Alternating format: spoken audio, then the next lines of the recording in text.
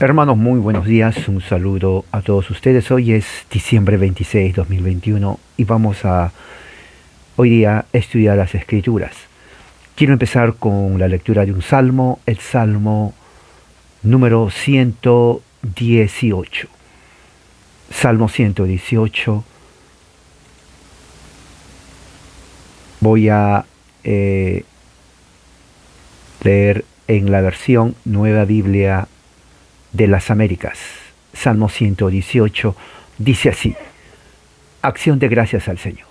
Den gracias al Señor porque Él es bueno, porque para siempre es su misericordia.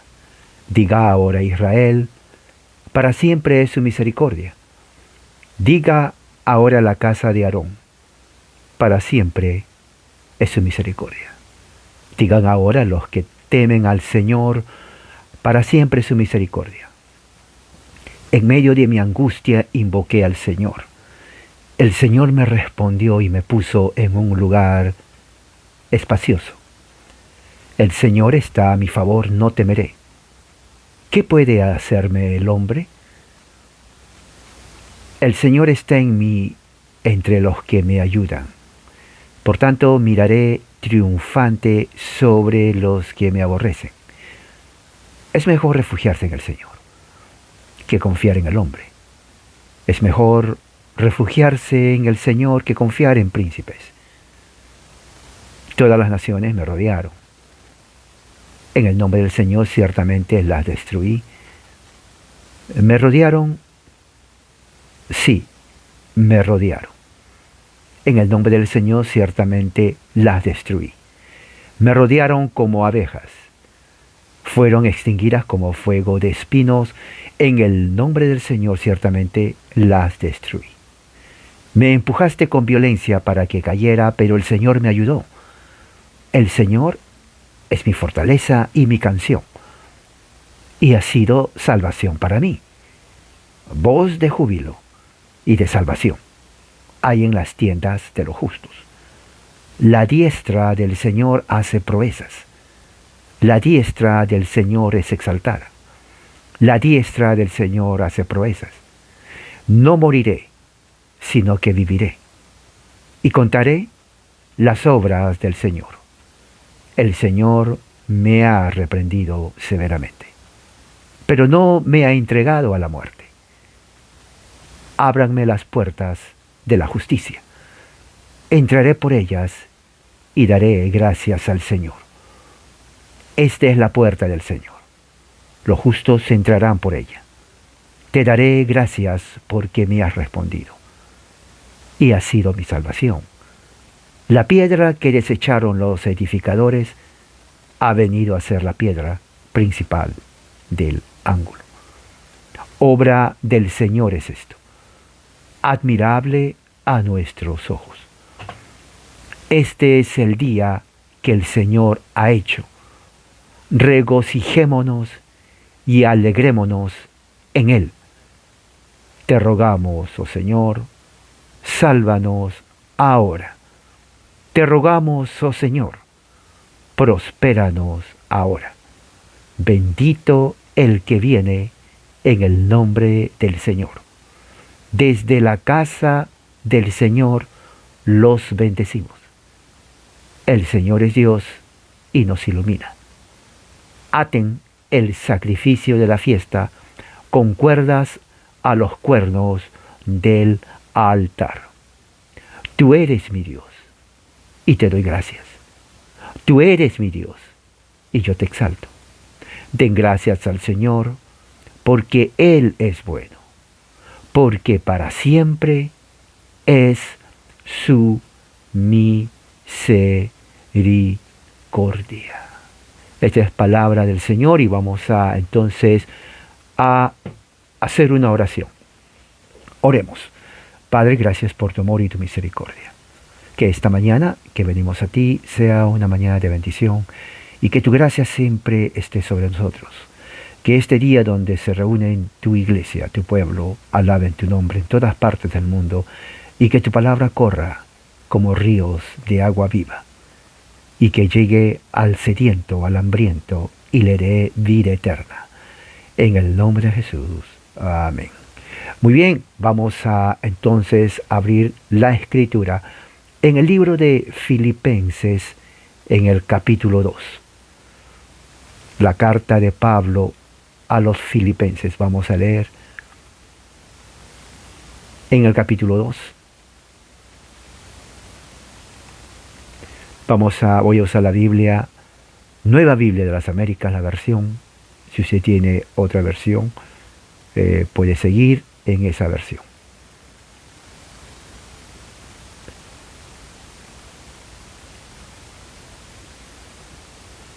Filipenses capítulo 2, vamos a leer versículos del 5 hasta el 8. Filipenses 2, del 5 hasta el 11. Dice así la palabra de Dios.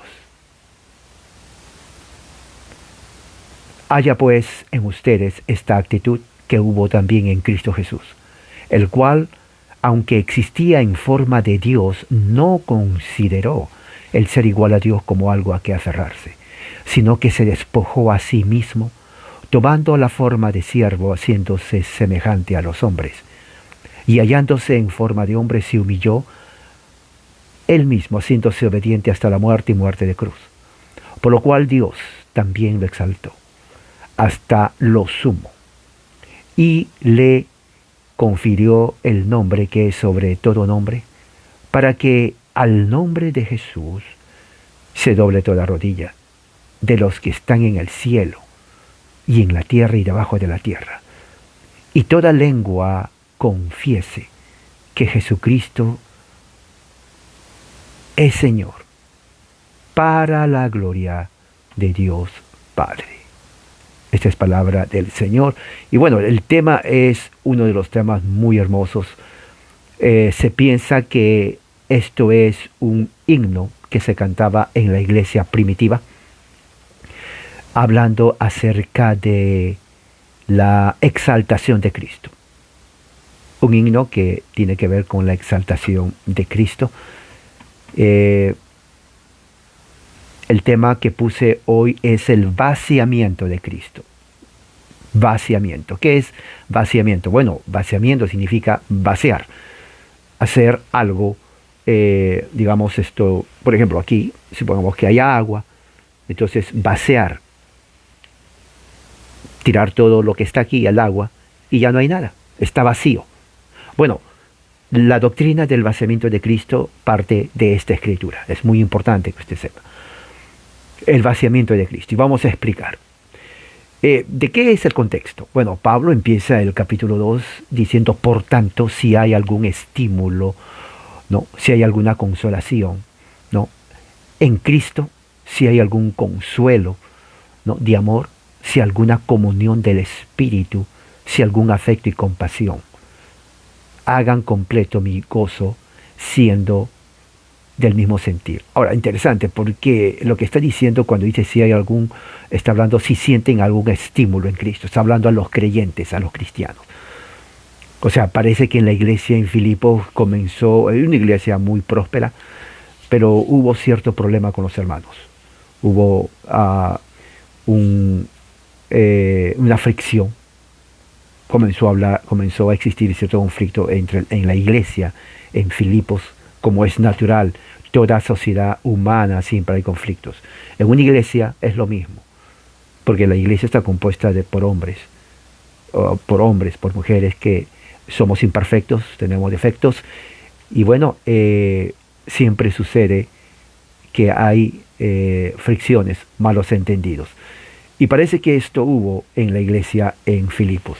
Entonces Pablo empieza diciendo, si ustedes sienten algún estímulo, consuelo, compañerismo en el espíritu, algún afecto de amor entre ustedes, bueno, quiero que me llenen de alegría, dice Pablo. Quiero escuchar cosas buenas de ustedes. Llénenme de alegría, ¿no? ¿Cómo me van a llenar de alegría? Dice versículo 2, teniendo un mismo parecer, ¿no? Teniendo un mismo sentir, ¿no? Sintiendo lo mismo, dice Pablo, ¿no?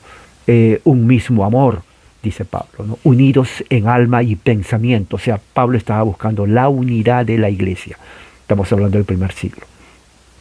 Yo creo que Pablo, si viviera en el 2021, lloraría, sinceramente, estuviera muy adolorido, se sentiría muy mal por ver la cantidad de sectas habidas y por haber dentro del cristianismo, especialmente en el último siglo XX, donde el evangelicalismo norteamericano que viene a México, Centro y Sudamérica, se ha dividido de una forma increíble. Solamente el evangelicalismo tiene cantidad de sectas habidas y por haber. Y no solamente eso, sino justamente no se llevan entre sí. Cada líder es su propio líder, ¿no? El que decide qué enseñar, y de una forma, desgraciadamente, eso ha venido aquí a México, Centro y Sudamérica y ha contribuido a toda una confusión intelectual, teológica, o un desorden terrible en todas partes. Y eso no es lo que quiso Jesús, eso no es lo que quiso, en este caso, Pablo, ¿no? Totalmente un desorden en todo México, Centro y Sudamérica. Solamente en el primer siglo, siglo XX, estamos en el siglo XXI, ¿no? Pero en el siglo XX empezó todo eso. Pablo aquí a Filipos está diciendo: unidos en amor, en alma y pensamiento. Alma y pensamiento es una forma griega de decir creer lo mismo, sentir lo mismo, estar unidos, ¿no? Jesús hizo su oración en Juan 17, pueden ustedes leerlo hoy día, Juan 17, cuando dice que seamos uno, Padre, como tú y yo somos uno, dice Jesús, ¿no? Dice: no hagan nada por egoísmo, no hagan nada por vanidad, más bien con humildad, considérense a los demás como superiores a ustedes mismos. ¿Se dan cuenta? O sea, hubo un problema en la iglesia en Filipos. El problema de la iglesia en Filipos es que había problemas entre los hermanos, no se entendían bien. Parece que hubo celos entre ellos, tal vez de liderazgo, no se hablaban, había un sentimiento negativo, no había esa expresión de amor cristiano, no se tenían consideración unos con otros. Era terrible la situación en Filipos, y Filipos era una ciudad muy importante en el Imperio Romano, muy importante en el Imperio Romano fue Filipos. Entonces la iglesia estaba creciendo, pero comenzó a haber esos problemas. No, tal vez no eran todos, pero basta con que una o dos personas empiecen a sembrar disensión en la iglesia, enemistad, resentimiento, celos, envidias, y eso afecta, por más que una persona o dos hagan, afecta a toda la congregación. Y para el tiempo que Pablo escribe esta carta, fue en el año 60, Pablo empieza su ministerio más o menos casi después que Jesús asciende al cielo. Antes del año 40 empieza Pablo su ministerio, o sea, ya alrededor casi de 30 años. O sea, en 30 años ya el cristianismo se extendió en toda Asia, ¿no? Se extendió. O sea, la iglesia en Filipos era una iglesia con muchos hermanos, muchos creyentes, muchos miembros en ese entonces. Y como es lógico en toda sociedad humana y sucede en todas partes, siempre hay malos entendidos, ya sea culturalmente, porque recuerde, el Imperio Romano estaba en Asia, y en las ciudades venían gente de todas partes del mundo, y costumbres, lenguaje, formas de pensar, cultura. Entonces siempre ese roce, ¿no? Un poco de miedo, tal vez discriminación, tal vez. Tenían su grupo favorito, no se juntaban con tales personas. Entonces creaba un ambiente hostil. No había realmente lo que tenía que haber, fraternidad cristiana, comunión como tenía que haber completa. Por eso que Pablo escribe esta carta, porque dice: no hagan nada por egoísmo, no hagan nada con vanidad, sean humildes unos a otros. Ahora, esa es la palabra más difícil, porque humilde viene de una palabra griega que significa bájense, ¿no? Bájense, bájense, ¿no? Consideran al hermano superior a usted. y el otro hermano tiene que considerarle a usted superior a él. O sea, si cada uno se considera superior eh, si cada uno considera al otro hermano superior a uno mismo, entonces no va a haber ningún problema de, diríamos, de arrogancia, soberbia. No, entonces Pablo dice, tú considera al otro hermano superior a ti y tú también considera a él superior a ti. No hagan nada en vanidad, ¿no? Ayúdense mutuamente, ¿no? Estén en amor. Eso no había en Filipo. Ahora, se dan cuenta que esto no es algo nuevo, pero no había en Filipo. Estamos hablando del año 60. Entonces la pregunta es ¿por qué? Bueno, vamos a ver. Dice, versículo 4. Cada uno debe velar, dice aquí, no solo por sus propios intereses, sino también por los intereses de los demás. En otra versión dice, no busquen cada uno sus intereses, sino más bien los intereses de los demás. En otra versión dice, no mire cada uno lo suyo propio, sino cada cual también por lo de los otros. Ahora, la palabra es, cuando dice no mire cada uno por lo suyo propio, es lo que dicen las otras versiones. No buscan su propio interés, más bien busca el interés del hermano. Ahora, si se imagina esto una situación de una iglesia, ¿no? Uno va a la congregación, conoce a los hermanos y dice, hermano, ¿cuál es tu necesidad? Quiero yo preocuparme de ti. Y el otro dice, bueno, esto es, y yo también quiero preocuparme de ti. ¿Cuál es tu interés? Yo quiero que estés bien. O sea, si cada uno tuviera esa actitud, Pablo dice, entonces no hubiera lugar para el egoísmo, la vanidad, la arrogancia, la soberbia, etcétera, etcétera. Todo eso desaparecería, dice Pablo, ¿no? Porque eso es lo que estaba pasando en la iglesia en Filipo. Los hermanos, había cierta disensión. Y lo que sucede esto en disensión trae sectarismo, división. Claro, porque si ya no se hablan bien, si ya no se llevan bien, entonces el producto va a ser que se van a salir, porque no se llevan bien. No va a haber unidad, va a haber disensión. Eso es herejía. La palabra herejía significa sectarismo, producido por una mala enseñanza. Eso es herejía. ¿Ok? Eso es que alguien dice, bueno, ¿qué es herejía? Bueno, herejía es dividirse a causa de una mala enseñanza. Eso es herejía, el concepto de herejía. No es apostasía. Porque en una apostasía, generalmente uno no se divide generalmente. En una apostasía uno puede estar en la misma congregación y ser apóstata. Pero la herejía es diferente. La herejía divide. Porque eso es su concepto. Dividirse por mala enseñanza. Y cuando eso sucede, es una maldición. Eso lo vemos aquí en la carta. Pablo quiere evitar, eso lo vemos en Gálatas. Eso lo vemos en la carta de Juan, cuando Juan dice, salieron de nosotros, se separaron, pero no eran de nosotros, porque si hubieran sido de nosotros, se hubieran quedado con nosotros. O sea, así de fácil. Pero fíjese lo que dice Juan, salieron de nosotros. O sea, por mucho tiempo, y esto sucede en el primer siglo, habían gente que no era de la iglesia, pero que oraban juntos, compartían la cena juntos, se bautizaban, tenían comunión unos con otros, pero no eran de ellos. Ahora, ¿se imagina usted que, y yo me pongo a pensar y digo, ¿qué tal sorpresa se dieron los hermanos cuando Juan les dijo, no eran de nosotros? Y tal vez un hermano dijo, pero ¿cómo que no eran de nosotros? Si estuvieron con nosotros por mucho tiempo, nos dábamos la mano, en ese tiempo se saludaban con un beso santo en la mejilla, se daban la diestra de hermandad, de saludos, ¿no? Y tú dices que no eran de nosotros. Sí, no eran de ustedes, no eran de nosotros. ¿Por qué? Porque si hubieran sido de nosotros, se hubieran quedado con nosotros. Ahora, póngase a pensar usted eso. Eso es lo que estaba pasando en Filipo. Entonces Pablo en el versículo 4 dice, cada uno, ¿no?, interésese en el bien del otro. Cada uno interésese en el bien del otro. Hermano, te veo triste. Hermano, necesitas esto. Hermano, ¿qué pasa? Vamos a orar. O sea, un interés genuino. Y la otra persona también en usted. Hermano, ¿y ahora usted qué necesita? O sea, esa es la idea de Pablo de iglesia. Algo dinámico. Esa es la iglesia. Esa es la idea de que Pablo quería que la iglesia en Filipos tenga.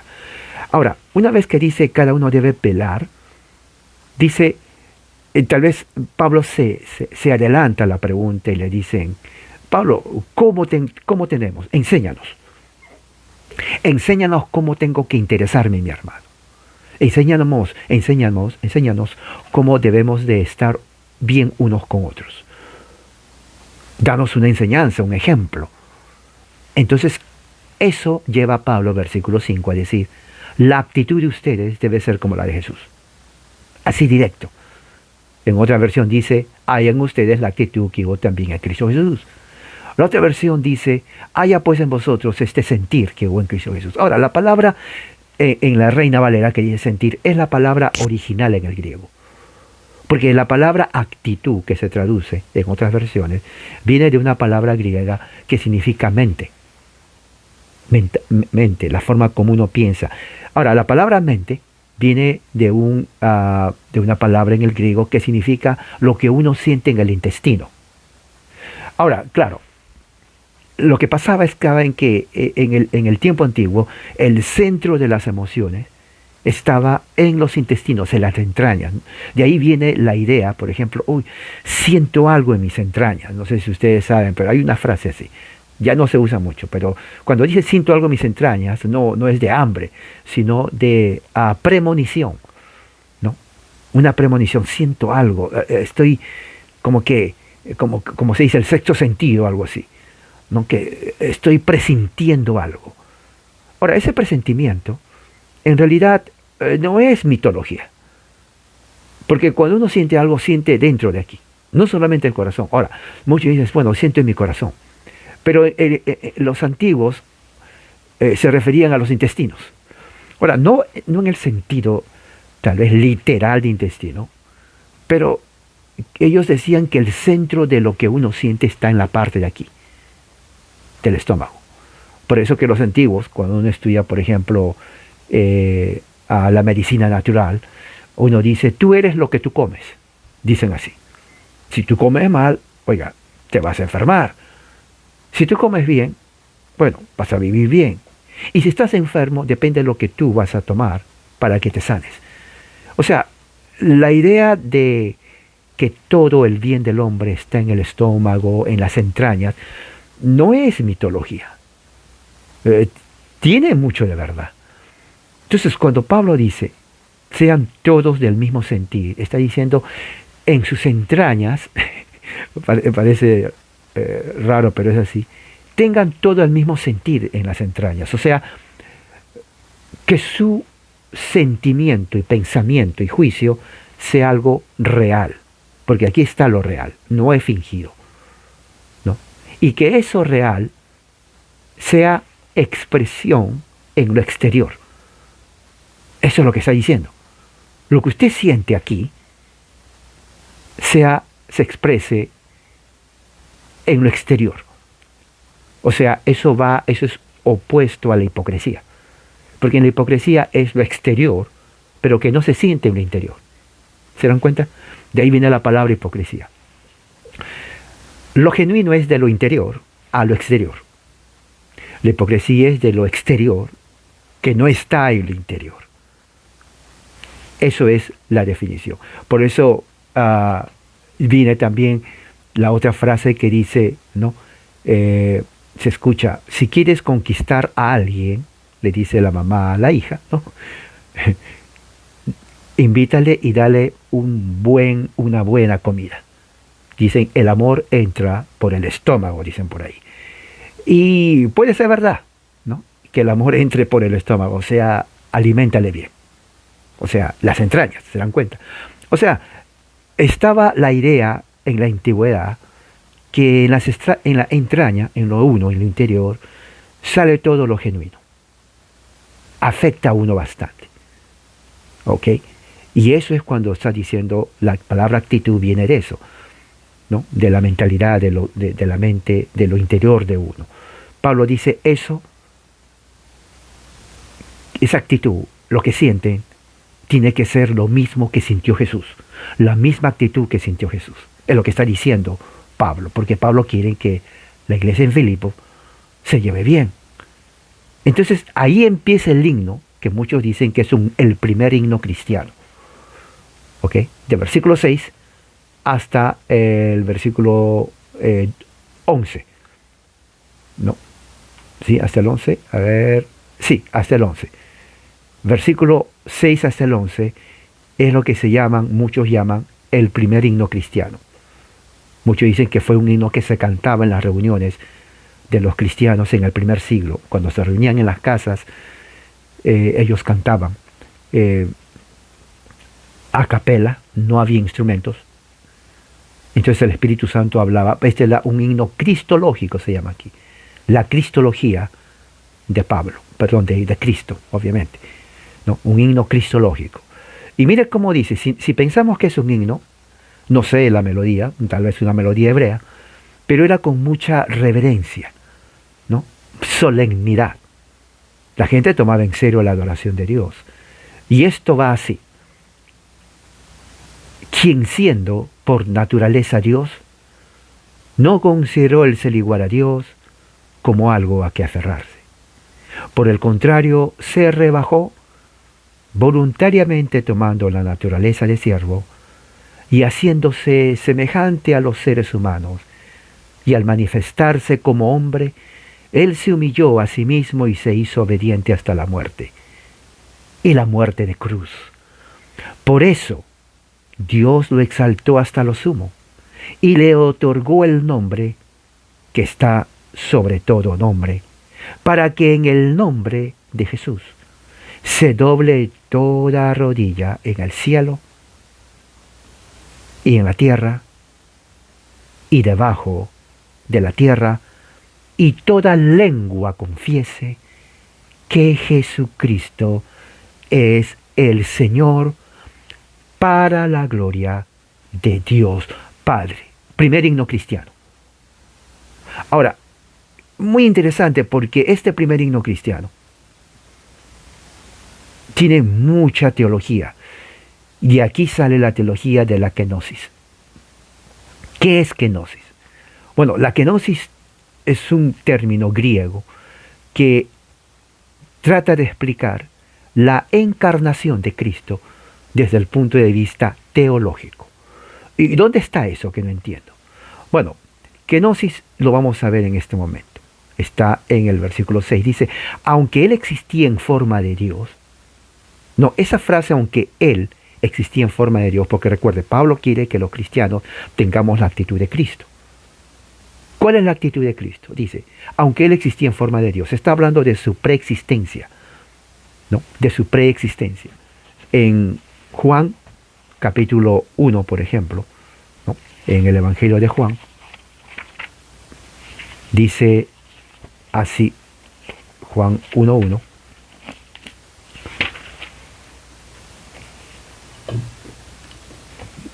Dice así, vamos a ver aquí.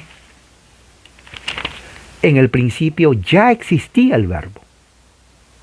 En el principio ya existía el verbo. Y el verbo estaba con Dios. O sea, se llama la preexistencia de Jesús. Él existía antes de la creación del mundo. Es lo que dice Pablo, el cual existía en forma de Dios. Ahora dice, el verbo estaba con Dios. Una comunión de Jesús y el Padre. Cuando dice con Dios es una conjunción que ellos estaban cara a cara. Se miraban cara a cara, existía con Dios. Pero dice Juan, el verbo era Dios. O sea, no solamente estaba con Dios, sino que el verbo es Dios. ¿Quién es ese verbo? Sabemos que es Jesús. Y por eso Pablo dice, ya existía en forma de Dios. O sea, la gloria de Dios. Jesús mismo dice, yo tenía esa gloria. Ok, muy bien. Una vez que Pablo dice eso, dice más adelante, el cual, aunque existía en forma de Dios, dice en versículo 6, no consideró, no pensó, no comenzó a cavilar que Él es igual a Dios para que se agarre de esa realidad. O sea, ¿cuál es la idea? O sea, ya que Pablo quiere enseñar la humildad de Jesús, Pablo dice, Jesús existió como Dios, pero Él no decidió agarrarse fuerte de su condición de Dios. Es lo que está diciendo. O sea, él no dijo, yo soy Dios y de aquí nadie me va a sacar. No dijo eso. Por eso dice, versículo 7, sino que, es una conjunción de contraste. Sino que, ¿no? El sino que es pero o por el contrario. Esa conjunción de contraste siempre usa Pablo, porque es una forma de hablar en cuando nos comunicamos, queremos hacer una diferencia en nuestras ideas, usamos el sino que, por el contrario, sino que, lo que sigue es una contracción, es una, digamos, algo que va en contra de lo que dijo primero, ¿no? Dice, sino que se despojó, totalmente contrario a lo que Pablo dice que Jesús pudo haber dicho. O sea, en vez de agarrarse de su divinidad, de su gloria, Jesús se despoja. Ahora, la palabra despojar viene de la palabra kenosis, del griego. Kenosis literalmente significa vaciar algo. Por ejemplo, si aquí tengo agua, yo vacío el agua. Entonces está vacío. No hay nada, vacío. Esto es kenosis. Entonces lo que Pablo utiliza esa misma palabra kenosis para demostrar Jesús se vació. Ahora, aquí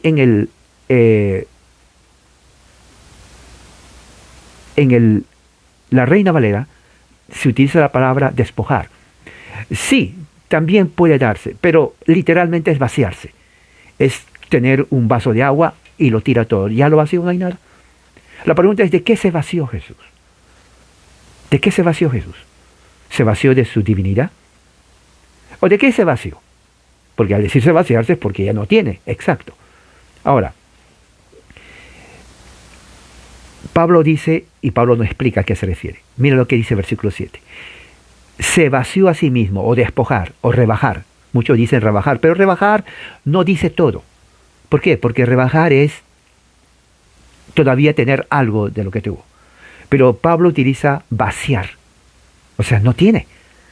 Ahora, esto durante siglos a los teólogos les ha llevado a concluir que Jesús nunca fue Dios. Solamente fue un hombre, porque si fue Dios y se vació de su divinidad, entonces ya no es Dios.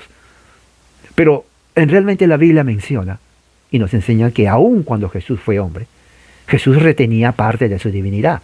Milagros, él podía saber lo que la gente pensaba. Eso no lo hace cualquier hombre, ¿no? Milagros, tenía omnisciencia, tenía poder, tenía autoridad, ¿no? Él era consciente de esa autoridad, el testimonio de Juan el Bautista, el testimonio de Elizabeth.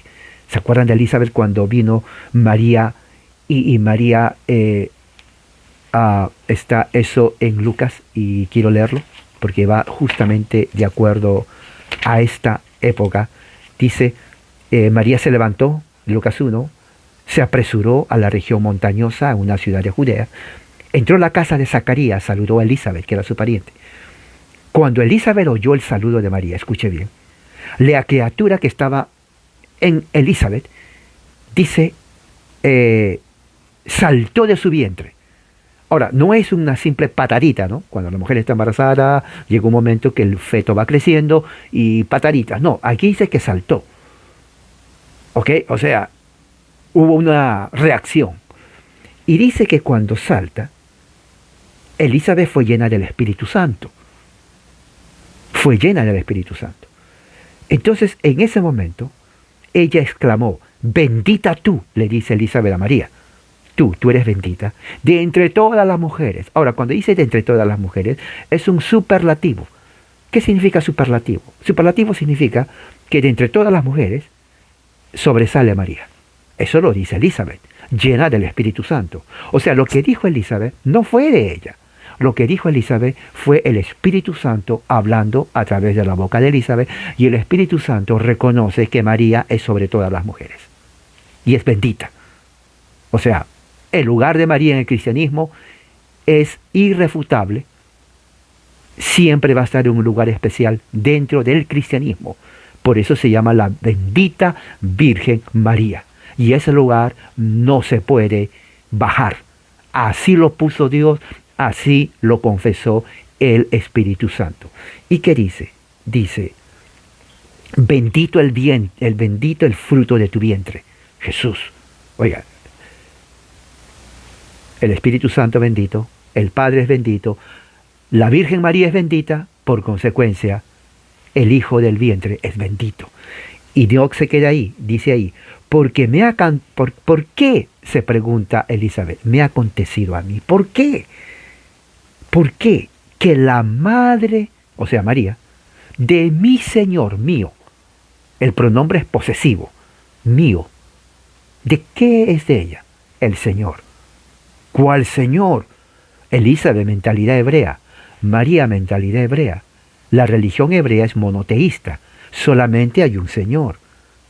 Y Elizabeth, monoteísta, dice que el bebé que tiene María es el Señor de Elizabeth.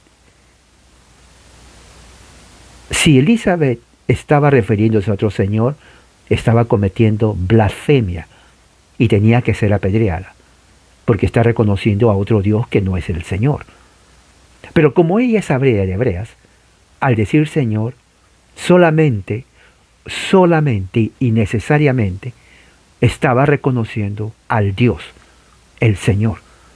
Y dentro de esa teología de Elizabeth, ella está diciendo que el niño que tiene María, la bendita Virgen María, sobre todas las mujeres, ese es el estatus que le dio Dios, de ahí nadie la puede bajar, es Dios mismo. Porque le dice Señor, mi Señor.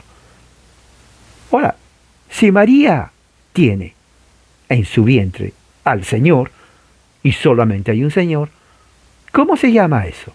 Se llama Theotokos. ¿Cómo? Theotokos. Yo no entiendo eso. Palabra hebrea que significa Teo, Dios, Tokos, la que da a luz. ¿La que da a luz a quién? La que da a luz al Señor. O sea, está diciendo que María es la madre de Dios, es lo que dice Elizabeth. Es más, no lo dice Elizabeth, es lo que dice el Espíritu Santo a través de la boca de Elizabeth. O sea, el Espíritu Santo reconoce que el niño que tiene María es Dios. Por lo tanto, si es Dios, ¿quién es María? La madre de Dios. Y eso es doctrina cristiana reconocida por el concilio de Nicea, por el concilio de Éfeso y por el concilio de Calcedonia. Y eso ha sido parte y forma parte de la doctrina cristológica ortodoxa de la Iglesia cristiana por todos estos siglos. Aquel que niega eso, el concilio reconsidera que es un hereje. Así dijo el concilio. Y los concilios históricos cristianos reconocemos, ¿no?, la fe cristiana, la teología, la cristología, de que María es la Theotokos, o sea, la Madre de Dios. Pero hay otra doctrina, la kenosis. La kenosis significa que cuando Jesús, como dice Pablo aquí, siendo en forma de Dios, no se aferró, no se agarró fuerte de su divinidad, de su gloria que tenía, sino que Él se vacía. Y dice aquí, toma la forma de un esclavo, porque eso significa siervo, esclavo. Toma la forma de un esclavo, o sea, humillación. Un esclavo es una persona humillada. O sea, Jesús asemeja ser humano con ser esclavo. Fíjese. Claro, porque cuando Jesús viene no fue esclavo en realidad, fue hombre. Pero en la mente de Pablo, que la deidad se haga humano es una forma de esclavitud, de ser esclavo. Ve la correlación, lo voy a repetir. Para la mente de Pablo, cuando la deidad toma la forma humana, es una forma de ser esclavo, porque utiliza la palabra doulos. Doulos en griego es esclavo. Y dice, haciéndose semejante a los humanos. Semejante. La palabra semejante es una palabra cuya raíz es homo, ¿no? Homo, o sea, igual. De ahí viene la palabra homogéneo, homosexual, ¿no? Homo, o sea que es igual. O sea, Pablo está diciendo que Jesús se hizo homo como los humanos, semejante a los humanos. O interesante porque dice primero que Jesús existía como Dios. Ahora se hizo como humano, semejante, igual a los humanos. Eso la palabra vaciar es la doctrina de la kenosis. Entonces, ¿de qué se vació Jesús? Bueno, Jesús se vació, lo que él mismo dice, de su gloria. ¿Dónde lo vemos eso? Bueno, está en Juan capítulo 17. Mira lo que dice Juan capítulo 17. Y este es un texto muy importante. Dice, Padre, la hora ha llegado. Glorifica a tu Hijo. Pare ahí. Cuando dice glorifica a tu Hijo, implica que Jesús en ese momento no está glorificado. Claro, porque Él le va a pedir glorificar si estuviera glorificado. O sea, no está glorificado Jesús. Glorifica a tu Hijo. ¿Para qué? Para que tu Hijo te glorifique a ti. Interesante. Eso le está diciendo Jesús. ¿Qué más?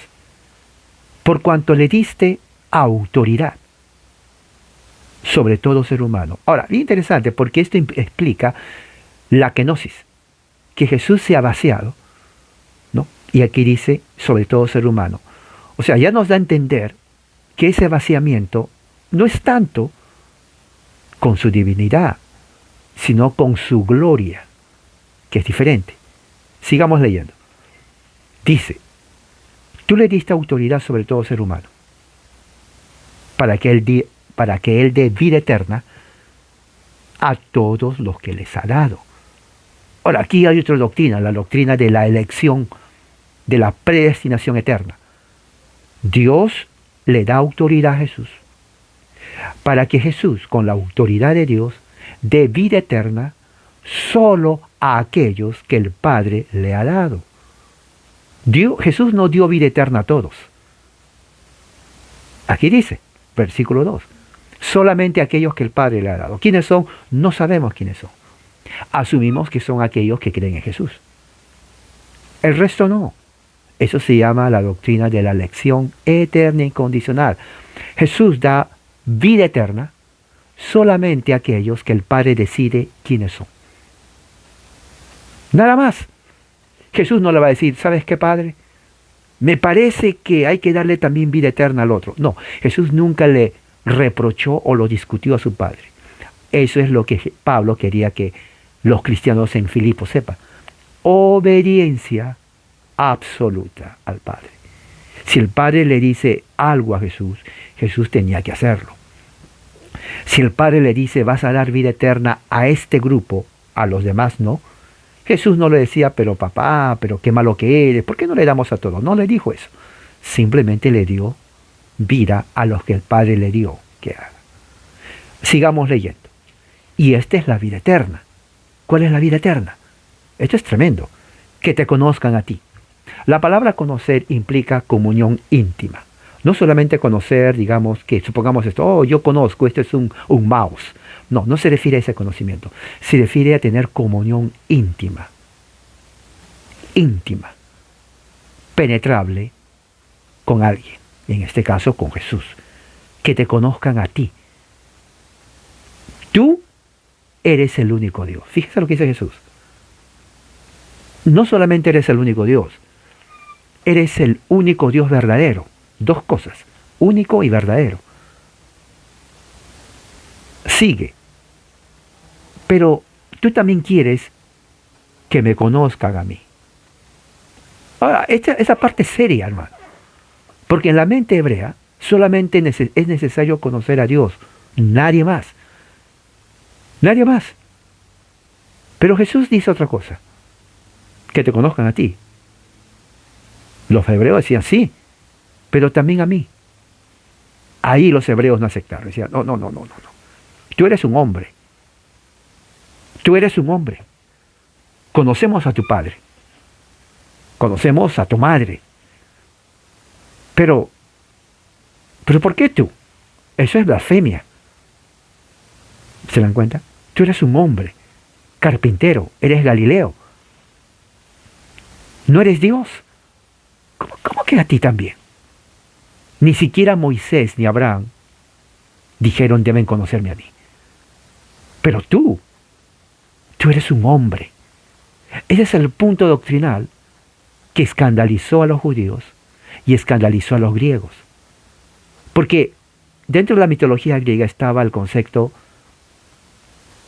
semidios, semihombre, semidios.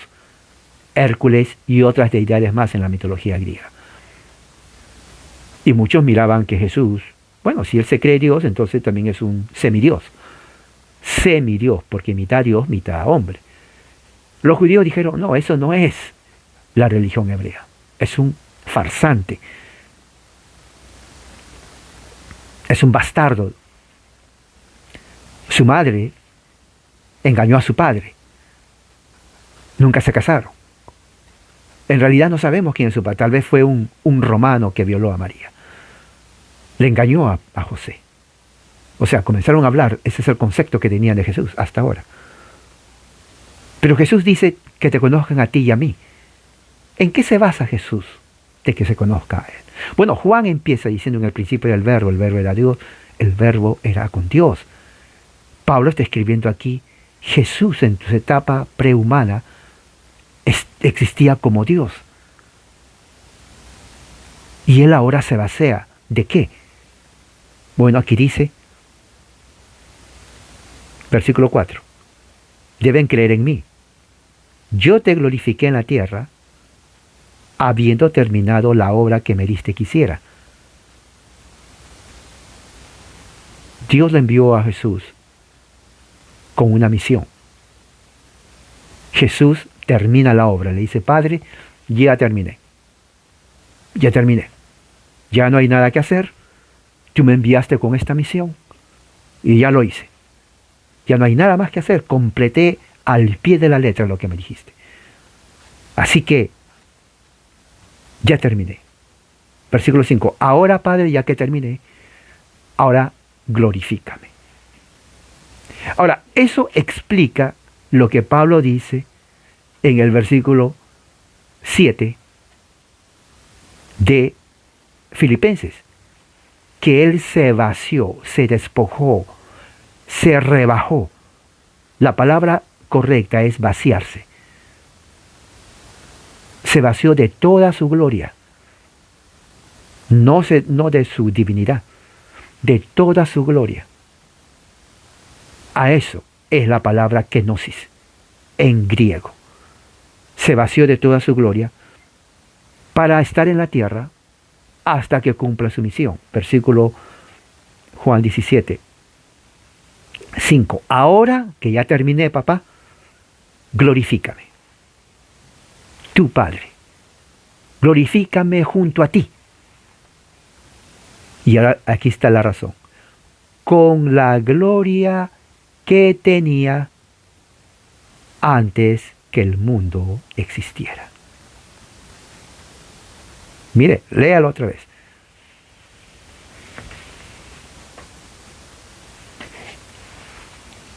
Esto es estudio, léalo. Subraya ahí. Glorifícame tú ahora con la gloria que tenía contigo. Ahora mira lo que dice. Antes que el mundo existiera. Eso es el concepto de la kenosis. O sea, la kenosis en griego significa que Jesús se vacía de la gloria de su Padre, que tenía con él antes que el mundo existiera, para convertirse en hombre, o sea, esclavo, haciendo semejante a los hombres, pero sin pecado, como dice el libro de los Hebreos 4:15, que fue semejante a sus hermanos, pero sin pecado. Hebreos 4:15. O sea, sí se hizo hombre, esclavo, pero sin pecado. Eso se llama humillación. Pablo quiere que nos humillemos como Jesús se hizo. La actitud de Jesús. Él dejó su gloria para hacerse un esclavo, o sea, humano. Se humilló.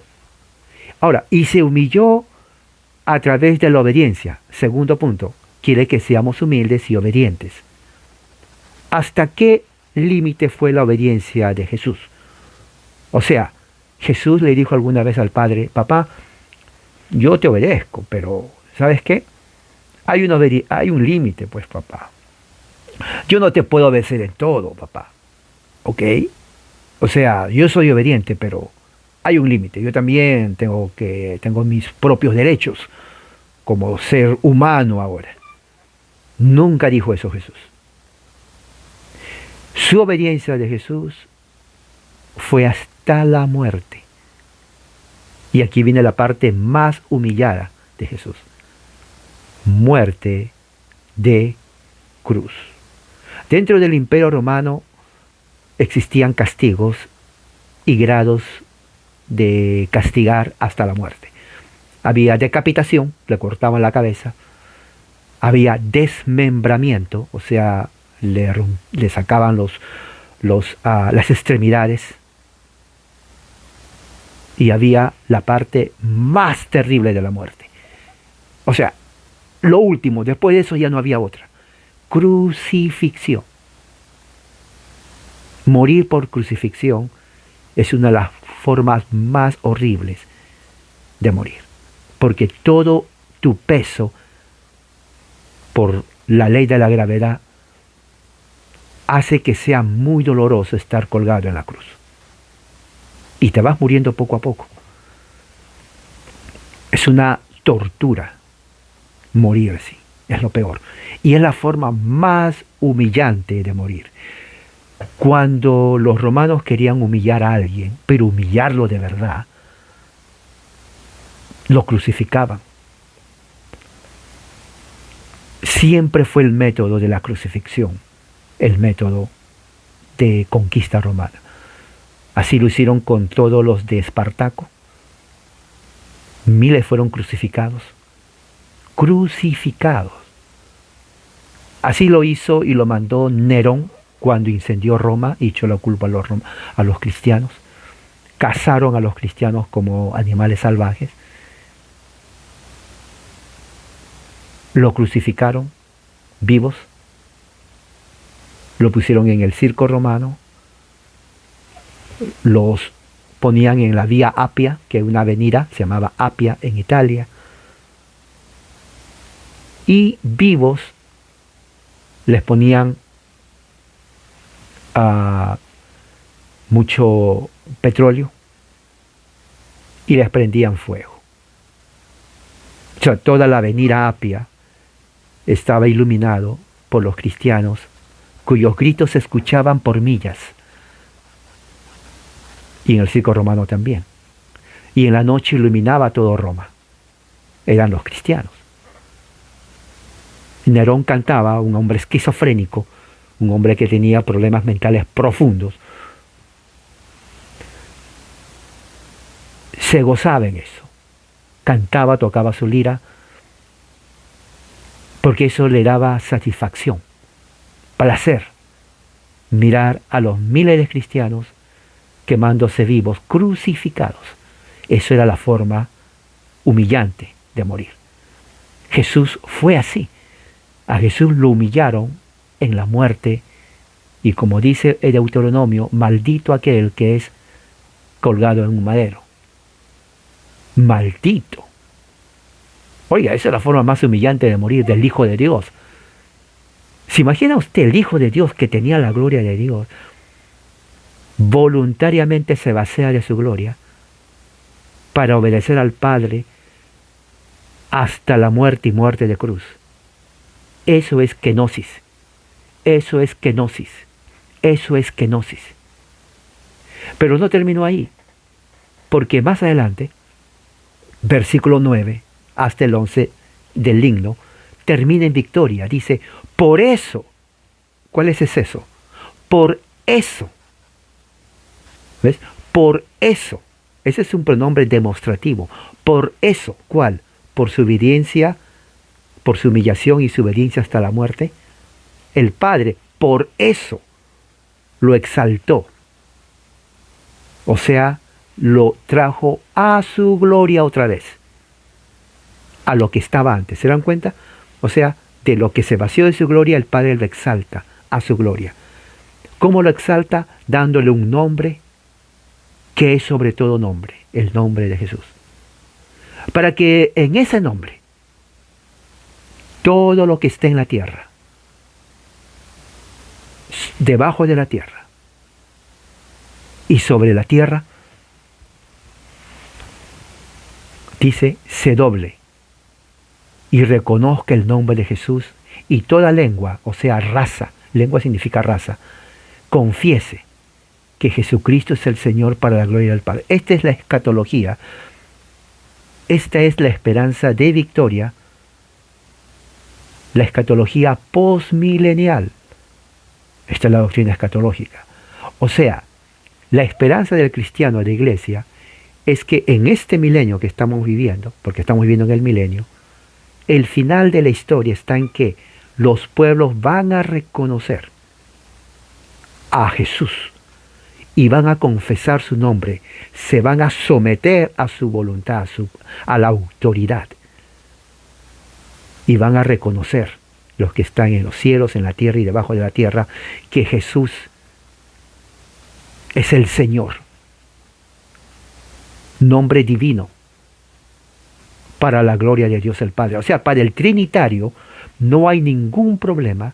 Dios Padre, Dios Hijo, Dios Espíritu Santo. No existe. Para los herejes que niegan que Jesús es Dios, sí. Entonces estamos viendo la doctrina del Theotokos, Madre María, Virgen María, sobre todas las mujeres, estatus sobre todas las mujeres, superlativo, Madre de Dios. Estamos viendo la kenosis. Jesús deja su gloria para convertirse en hombre, pero no deja su condición divina. Él sigue siendo Dios. Y estamos viendo también la escatología, ¿no? El fin de la historia en donde Jesús es reconocido por todos, por todo el cosmos y el universo, como el Señor de la historia, el Señor de la creación, y confesarán su nombre para que al final la gloria se lleve el Padre. Que dice Hechos capítulo 4, versículo 12. Hechos capítulo 4, versículo 12 dice así. Esto es muy importante que se sepa. Hechos 4, 12 dice así. En ningún otro hay salvación, porque no hay otro nombre. Fíjese, el nombre de Jesús, bajo el cielo, dado a los hombres, en el cual podamos ser salvos. No hay otro nombre. Es el nombre de Jesús, ya glorificado.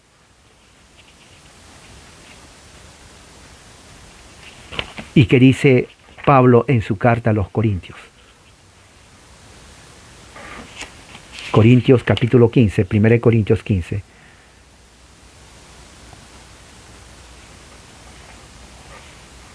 En el versículo 23. Cristo, este es el orden de la resurrección. Cristo, las primicias. Él es las primicias. Luego los que son de Cristo en su venida, los que van a resucitar. Entonces vendrá el fin. Entonces vendrá el fin. ¿Cuándo viene el fin? Cuando Jesús entregue el reino al Padre. O sea, de otra manera no va a venir el fin. Entonces, después que haya terminado con todo dominio, en este momento Jesús está como rey, trayendo a las naciones bajo sus pies. Cuando haya terminado ya eso, todo dominio y toda autoridad y poder,